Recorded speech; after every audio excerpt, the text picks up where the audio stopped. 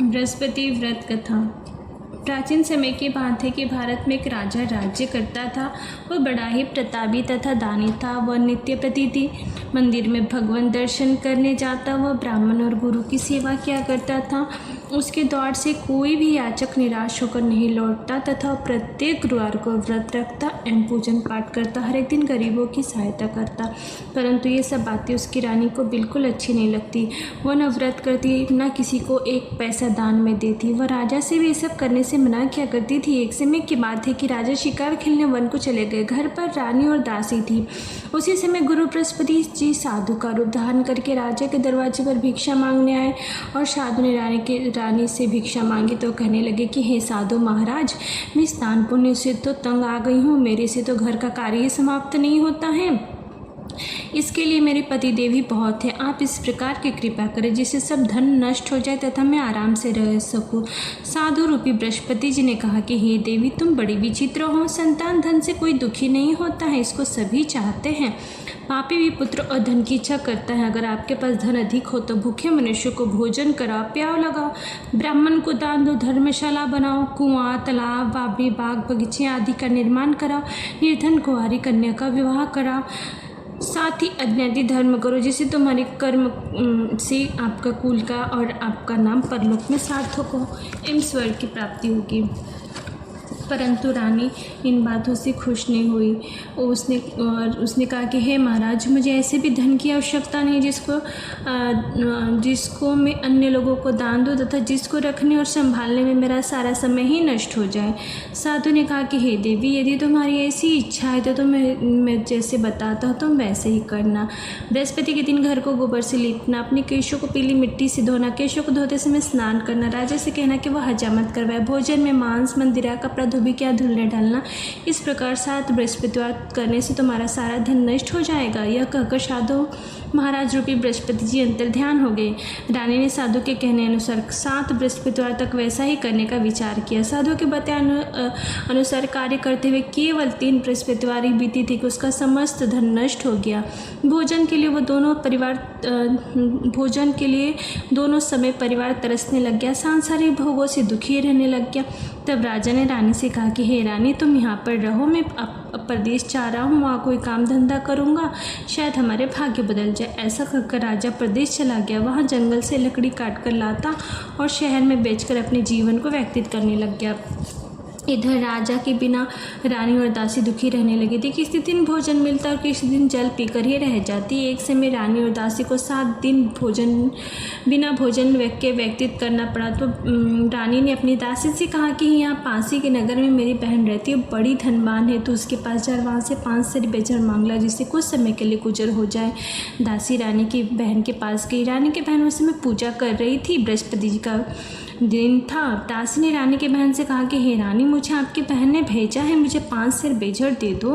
दासी ने यह बात अनेक बार कही परंतु रानी ने कुछ उत्तर नहीं दिया क्योंकि वो उस समय बृहस्पति जी का कथा सुन रही थी। जब दासी को रानी की बहन से कोई उत्तर नहीं मिला तो बहुत दुखी हुई एवं क्रोध भी आया और लौटकर रानी से बोली कि हे रानी, आपकी बहन बहुत ही धनिश्री है, वह छोटे लोगों से बात भी नहीं करती। मैंने उससे कहा तो उसने कोई उत्तर नहीं दिया, मैं वापस चली आई। रानी बोली कि हे दासी, इसमें उसका कोई दोष नहीं है। जब बुरे दिन आते तब कोई सहारा नहीं देता। अच्छा बुरे का पता तो विपत्ति काल में ही लगता है। जो ईश्वर की इच्छा होगी वही होगा, ये सब हमारे भाग्य का दोष है। उधर रानी की बहन ने सोचा कि मेरी बहन की दासी आई थी परंतु मैं उससे नहीं बोली, इससे वो बहुत दुखी हुई होगी। अंत वो विष्णु भगवान जी का पूजन समाप्त कर वह अपनी बहन के घर आई और कहने लगी कि हे बहन, मैं बृहस्पति जी का व्रत कर रही थी, तुम्हारी दासी हमारे घर गई थी परंतु जब तक कथा होती तब हम लोग ना उठते हैं ना बोलते हैं, इसलिए मैं ना बोली। कहो दासी क्यों आई थी? रानी बोली कि बहन, हमारे घर अनाज नहीं था, वैसे तुमसे कोई बात छिपी तो नहीं है, इस कारण मैंने दासी को तुम्हारे पास 5 सेर बेजर लेने के लिए भेजा था। रानी की बहन बोली कि बहन, बृहस्पति भगवान जी मनोकामना पूर्ण करते हैं, देखो शायद तुम्हारे घर में अनाज रखा हो। यह सुनकर दासी घर के अंदर गई तो उसे एक घड़ा बेजर भरा मिला। उसे बड़ी हैरानी हुई क्योंकि उसने पहले एक बर्तन देख लिया था और उसने फिर बाहर आकर रानी को बताया। फिर दासी अपनी रानी से कहने लगी कि हे रानी देखो, वैसे जब हमको अन्न नहीं मिलता तो हम रोजाना ही व्रत करते हैं। अगर इसी व्रत की विधि और कथा पूछ ली जाए तो हम भी क्या करेंगे। दासी के कहने पर रानी ने अपनी बहन से बृहस्पति के व्रत के बारे में पूछा।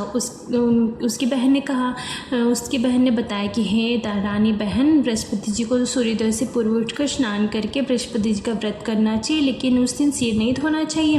बृहस्पति के व्रत में चने की दाल और मनुक्का से विष्णु भगवान जी की केले के वृक्ष की जड़ में पूजन करे तथा दीपक जलावे। उस दिन एक ही समय भोजन करे, भोजन में पीले खाद्य पदार्थ का करे तथा कथा सुने। इस प्रकार करने से गुरु भगवान जी प्रसन्न होते हैं, अन्न पुत्र धन देते, मनोकामना पूर्ण करते हैं। व्रत और पूजन की विधि बताकर बहन अपने घर लौट गई। रानी और दासी दोनों ने निश्चय किया कि बृहस्पति देव भगवान का पूजन जरूर करेगी। और फिर 7 दिन बाद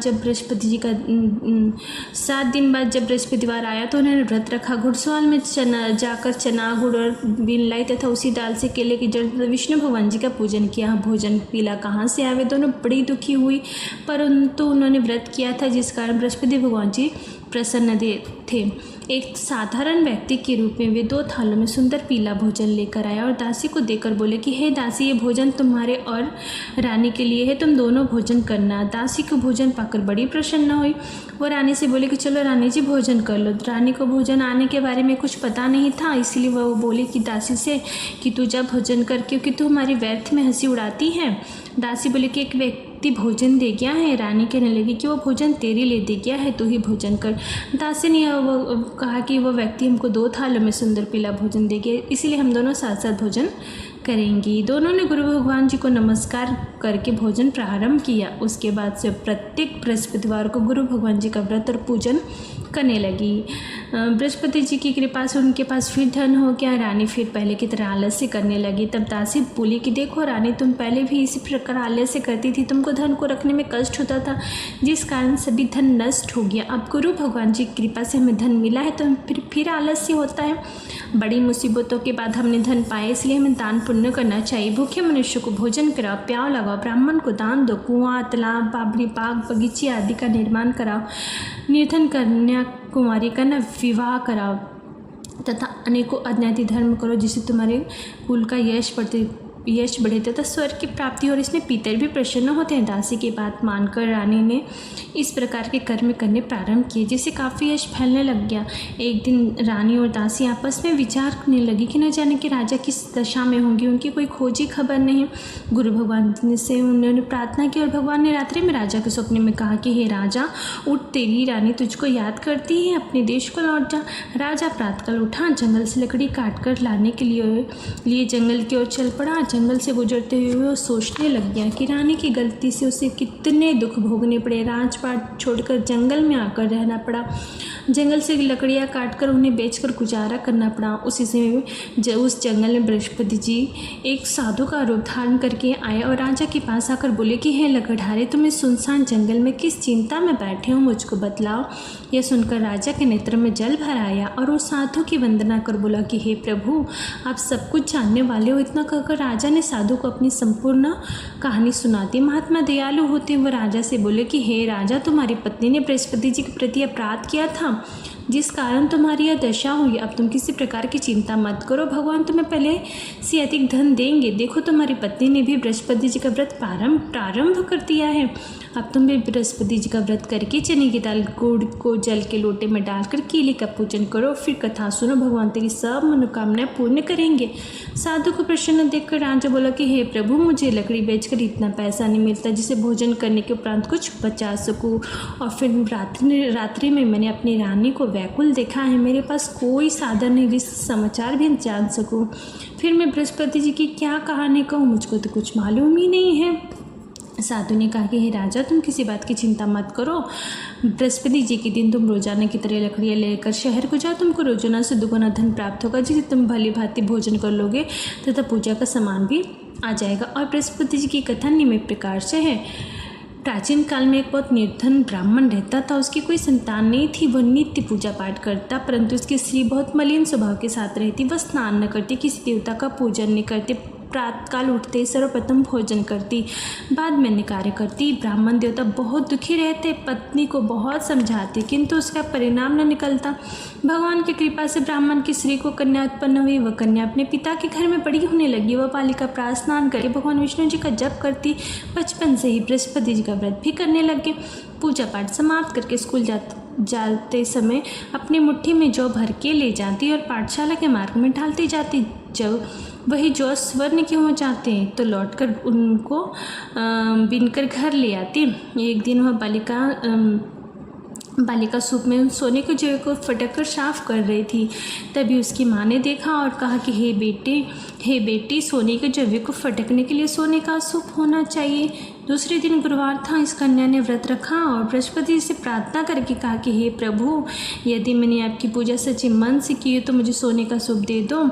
बृहस्पति जी ने उसकी प्रार्थना स्वीकार कर ली। रोजाना की तरह कन्या जौ फैलाती हुई स्कूल चली गई। जब लौटकर जौ बीन रही थी तो उसे एक सोने का सूप भी मिल गया। उसे वह घर ले आई और उससे जौ साफ करने लग गई। एक दिन की बात है कि वह कन्या सोने के सूप में जौ साफ कर रही थी। उस समय उस नगर का राजकुमार वहाँ से होकर निकला। इस कन्या के रूप और सोने के सूप में जौ साफ कर देखकर राजकुमार उस पर मोहित हो गया। राजमहल आकर वह भोजन तथा जल त्याग कर उदास हो लेट गया। राजा को जब राजकुमार द्वारा अन्न जल त्यागने का समाचार ज्ञात हुआ तो अपने मंत्रियों के साथ वह अपने पुत्र के पास गए। बोले कि हे पुत्र, तुम्हें किस बात का कष्ट है? किसने अपमान किया है अथवा कोई अन्य कारण हो, मुझे बताओ। मैं वही कार्य करूँगा जिसमें तुम्हें प्रसन्नता हो। राजकुमार ने अपने पिता की बातें सुनी और बोला कि मुझे आपकी कृपा से किसी बात का दुख नहीं है। किसी ने मेरा अपमान नहीं किया, परंतु मैं उस लड़के के साथ वह करना चाहता हूँ जो सोने के सूप में जौ साफ कर रही थी। यह सुनकर राजा आश्चर्य में पड़ गया और बोला कि हे बेटा, इस तरह का करने का पता तो तुम ही बताओ, मैं उसके साथ तुम्हारा विवाह अवश्य ही करा दूंगा। राजकुमार ने राजा के उस लड़के के घर का पता बतलाया। मंत्री उस लड़के के घर गया और राजा का आदेश ब्राह्मण को सुनाया। कुछ ही दिन बाद ब्राह्मण की कन्या का विवाह राजकुमार के साथ संपन्न हो गया। कन्या के घर से जाते ही उस ब्राह्मण देवता के घर में पहले की भांति गरीबी का निवास हो गया। अब भोजन के लिए भी अन्न बड़ा मुश्किल से मिलता। एक दिन दुखी होकर ब्राह्मण अपनी पुत्री से मिलने गया। बेटी ने पिता की दुखी अवस्था को देखा और अपनी माँ का समाचार पूछा। ब्राह्मण ने सभी हाल कहा। कन्या ने बहुत सा धन देकर अपने पिता को विदा कर दिया। इस तरह कुछ समय ब्राह्मण का कुछ समय सुखपूर्वक व्यतीत हुआ, लेकिन कुछ दिन बाद फिर वही हाल हो गया। फिर ब्राह्मण ने अपनी कन्या के यहाँ गया और अब सभी हाल कहा तो पुत्री बोले कि हे पिताजी, आप माताजी को यहाँ ले आओ, जिनमें विधि बताऊंगे जिससे गरीबी दूर हो जाएगी। ब्राह्मण देवता अपनी स्त्री के साथ लेकर पहुंचा। पुत्री के पास राजमहल पहुँचे तो पुत्री अपनी माँ को समझाने लगी कि हे माँ, तो प्रातःकाल उठकर प्रथम स्नान करके विष्णु भगवान जी का जप करो, पूजा करो तो सब दैत्य दूर हो जाएगी। परंतु उसकी माँ ने एक भी बात नहीं मानी। वह एक दिन उसकी पुत्री को बच्चा जो एक भी बात नहीं मानी, परंतु उसकी माँ ने एक भी बात नहीं मानी। वह प्रातःकाल उठकर अपनी पुत्री का बच्चा जूठन खा लेती थी। एक दिन उसकी पुत्री को बहुत गुस्सा आया। उसने एक रात से इस कोठरी से सारा सामान निकाल दिया और अपनी माँ को उसमें बंद कर दिया। प्रातः उसमें से निकाल के स्नान करा के पूजा पाठ करवाया तो उसकी माँ की बुद्धि ठीक हो गई। इसके बाद से वो नियम से पूजा पाठ करती, प्रत्येक बृहस्पतिवार को व्रत रखने लगी। इस व्रत के प्रभाव से उसकी माँ भी बहुत धनवान और बृहस्पति देवता के प्रभाव से स्वर्ग को गई। वह ब्राह्मण भी सुखपूर्वक इस लोक को सुख को भोग कर स्वर्ग को प्राप्त हुए। इस तरह कहानी कहकर साधु देवता वहाँ से लोप हो गए। धीरे धीरे समय व्यतीत होने पर फिर बृहस्पति जी का दिन आया। राजा जंगल से लकड़ी काटकर किसी शहर में बेचने गया। उसे अन्य दिनों से अधिक पैसा मिला। राजा ने चना गुड़ आदि लाकर बृहस्पति जी का व्रत किया। उस दिन उसके सारे क्लेश दूर हो गए। परंतु जब अगला गुरुवार का दिन आया तो बृहस्पति जी का व्रत करना भूल गया। इस कारण बृहस्पति भगवान जी नाराज हो गए। उस दिन उस नगर के राजा ने विशाल यज्ञ का आयोजन किया तथा समस्त राज्य में घोषणा करा दी कि कोई भी मनुष्य अपने घर भोजन न बनावे तथा न आग जलावे। समस्त लोग मेरे यहाँ भोजन करने आवे। जो इस आज्ञा को नहीं मानेगा उसे फांसी की सजा दी जाएगी। राजा की आज्ञा अनुसार राज्य के सब लोग भोजन करने गए, पर लकड़हारा कुछ देर से पहुँचा। इसीलिए राजा उसको महल में ले जाकर भोजन करा रहे थे। तो रानी की दृष्टि खुट्टी पर पड़ी जिस पर उसका नौलखा हाथ लटका हुआ था। रानी को वो दिखाई नहीं दिया तो उसने सोचा कि मेरा हार इसी मनुष्य ने चुरा लिया है। तभी सैनिक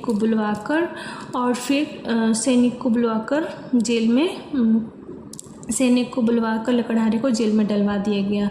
जब राजा जेल में गया तो बहुत उदास होकर सोचने लगा कि ना जाने कि कौन से पूर्व जन्म के कर्म से मुझे दुख प्राप्त हुआ है, और उसी साधु को याद करने लगा जो जंगल में मिला था।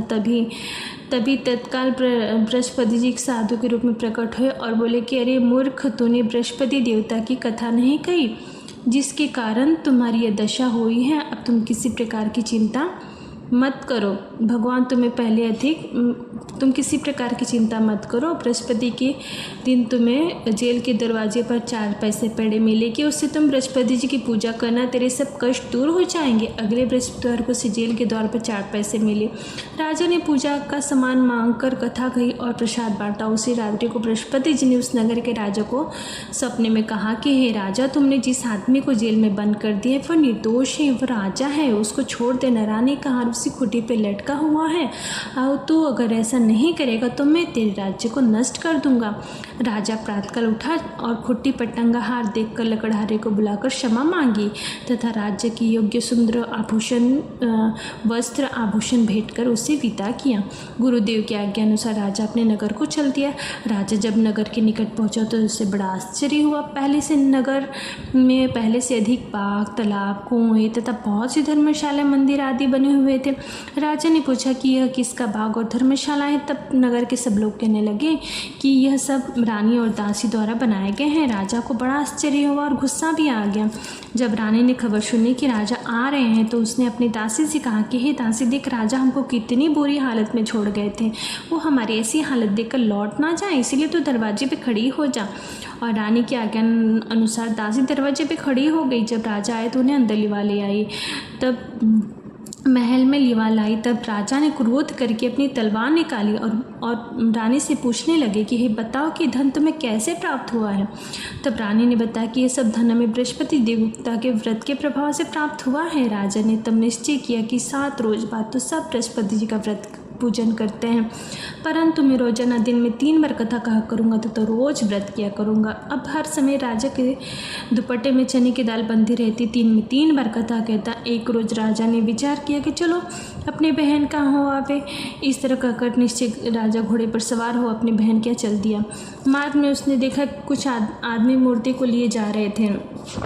उन्हें रोककर राजा ने कहा कि अरे भाई, मेरी बृहस्पति जी की कथा सुन लो। वे बोले कि लो, हमारा तो आदमी मर गया, इसको अपनी कथा की पड़ी है। परंतु कुछ आदमी बोले कि अच्छा कहो, हम तुम्हारी कथा सुनेंगे। राजा ने दाल निकाली और कथा कहनी शुरू कर दी जब कथा आधी हुई तो वह मुर्दा हिलने लग गया, और जब कथा समाप्त हुई तो वह राम राम करके वह मुर्दा उठ खड़ा हो गया। राजा आगे बढ़ा, उसे चलते चलते शाम हो गई। आगे मार्ग में उसे किसान खेत में हल चलाता मिला। राजा ने उससे बोला कि अरे भाई, तुम मेरी बृहस्पति जी की कथा सुन लो। किसान बोला कि जब तक मैं तेरी कथा सुनूंगा तब तक 4 हरैया जोत लूँगा, जा अपनी कथा किसी और को सुनाना। राजा के हटते ही बैल बछाड़ खाकर गिर पड़े तथा किसान के पेट में जोर से दर्द होने लग गया। उसी समय किसान की माँ और पत्नी रोटी लेकर आई थी, और फिर माँ ने अपने पुत्र से सब हाल पूछा और बेटे ने सभी हाल कह दिया। बुढ़िया दौड़ी दौड़ी घुड़सवार के पास गई, बोली कि मैं तेरी कथा सुनूंगी, तू अपनी कथा मेरे खेत पर चलकर कहना। राजा ने बुढ़िया के खेत पर जाकर कथा कही, जिसको सुनकर वह बैल उठ खड़े हो गए तथा किसान के पेट का दर्द भी बंद हो गया। राजा अपनी बहन के घर पहुंच गए। बहन ने भाई की खूब मेहमानी की। दूसरे रोज प्रातःकाल राजा जगा तो देख रहा है कि सब देखने लगे कि सब लोग भोजन कर रहे हैं। तब राजा ने अपनी बहन से पूछा कि क्या ऐसा कोई मनुष्य नहीं है जिसने भोजन न किया हो, जो मेरे बृहस्पति जी की कथा सुन ले। तो बहन बोली कि भैया, यह देश ऐसा ही है, पहले लोग यहाँ भोजन करते, बाद में अन्य कार्य करते। अगर कोई पड़ोस में हो तो मैं देख आती है। वो ऐसा कहकर देखने चली गई, परंतु उसे ऐसा कोई व्यक्ति नहीं मिला जिसने भोजन न किया हो। अंतो एक कुमार के घर गई, जिसका लड़का बीमार होने के कारण उसे मालूम हुआ कि उसके यहाँ 3 रोज से किसी ने भोजन नहीं किया है। रानी ने अपने भाई की कथा सुनने के लिए कुम्हार से कहा। वह तैयार हो गया। राजा ने जाकर बृहस्पति जी की कथा कही, जिसको सुनकर उसका लड़का ठीक हो गया। अब तो राजा की प्रशंसा होने लगी। एक दिन राजा ने अपनी बहन से कहा कि बहन, हम अपने घर को जाएंगे, तुम भी तैयार हो जाओ। राजा की बहन ने अपनी सास से अपने भाई के साथ जाने की आज्ञा मांगी। सास बोली कि चली जा, परंतु अपने लड़कों को मत ले जाना, क्योंकि तेरे भाई को कोई संतान नहीं होती है। बहन ने भाई से कहा कि भैया मैं तो चलूँगी, परंतु कोई बालक नहीं जाएगा। राजा ने कहा कि जब कोई बालक ही नहीं चलेगा तब तुम जाकर क्या करोगी। बड़ी दुखी मन से राजा अपने नगर को लौट आया। राजा ने अपनी रानी से कहा कि हम निसंतान होने की वजह से हमारे घर कोई आना पसंद नहीं करता। इतना कहकर बिना भोजन आदि के चेयर पर लेट गया। रानी बोली कि हे प्रभु, बृहस्पति जी ने हमें सब कुछ दिया है, वे हमें संतान भी अवश्य देंगे। उस रात बृहस्पति जी ने राजा के सपने में कहा कि हे राजा, उठ, सभी सोच को त्याग दिए, तेरी रानी गर्भ से है। राजा को यह जानकर बड़ी प्रसन्नता हुई और फिर 9वें महीने में रानी की गर्भ से एक सुंदर पुत्र पैदा हुआ। जब राजा की बहन ने शुभ समाचार सुना तो बहुत खुश हुई तथा बधाई लेकर अपने राजा की बहन बधाई लेकर आई। और फिर बधाई लेकर आई तो तभी रानी ने कहा कि घोड़ा चढ़कर तो नहीं आई, गधा चढ़ के आई। तब राजा की बहन बोली कि भाभी, मैं इस प्रकार न कि तुम्हें औलाद कैसे मिलती। बृहस्पति देवता ऐसे ही हैं, जैसे जिसके मन में जो कामनाएं रहती सभी को पूर्ण करते हैं। जो सद्भावना पूर्वक बृहस्पति जी का व्रत करता है एवं कथा पढ़ता है और दूसरे को सुनाता है, बृहस्पति जी उसकी सभी मनोकामनाएं पूर्ण करते हैं। बृहस्पति जी उसकी सदैव रक्षा करते हैं। जो संसार में सद्भावना से, सच्चे हृदय से बृहस्पति जी का पूजन करते हैं, उनकी सभी मनोकामनाएं उसी प्रकार पूर्ण होती हैं जैसे रानी और राजा ने बृहस्पति जी की कथा को गुणगान किया। उनकी सभी इच्छाएं बृहस्पति जी ने पूर्ण की थी। मनुष्य को हृदय से उनका मनन करते हुए जयकार बोलना चाहिए। बोलो बृहस्पति भगवान जी की जय। विष्णु